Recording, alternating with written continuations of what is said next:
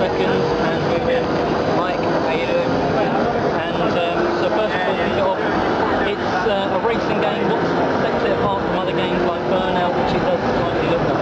Well, I mean, it's a little bit different in that the environments are destructible, so as you drive around you get to build up a power bar, you can probably see on the screen there, and then trigger explosions, and there are various different levels of explosions, from helicopters dropping things to whole buildings coming down on your head.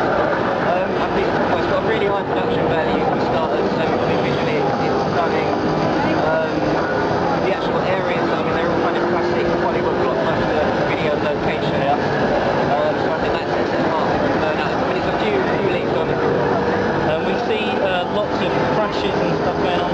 How much of the cars are detailed? So when you see the car exploding, like individual parts come off, or is it just sort of shape? The damage model is that, I mean, if a building lands on you, you're going to die, your car's going to explode into a thousand pieces, which looks pretty awesome.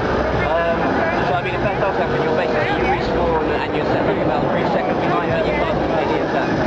So once you've exploded the car, you don't carry on with the damage at all? No. Why the name change between Split Second and then Split Second Velocity? Well, I mean, the actual fictional city that the game is set in is called Velo City, so it kind of played on that a little bit. I mean, also it opens up potential for further installations to come.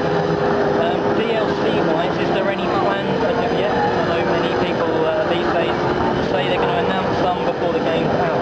There is going to be a hell of a lot of DLC, but it's all on the record. But well, there will be a lot to get people coming back, you know, each week. Will they be like extra cars and stuff like that? Potentially, yes. Potentially. Okay, thank you very much. Okay, so after the interview we found out another load of really cool information, from a bit about the story to DLC and what's going to be coming through patches. First of all, it's set on a reality TV program, and basically over the few days where you'll be doing loads and loads of different races over the different tracks, you're trying to come first to win the contest. This is basically the game's way of saying this is why we're doing all the really massive big explosions and stuff like that, because it's basically for TV. But who cares about that, because the explosions and everything themselves look amazing. You'll be driving down the road and a helicopter will fly over your head and drop a massive thing like a bus in front of you or something like that, and it's absolutely amazing.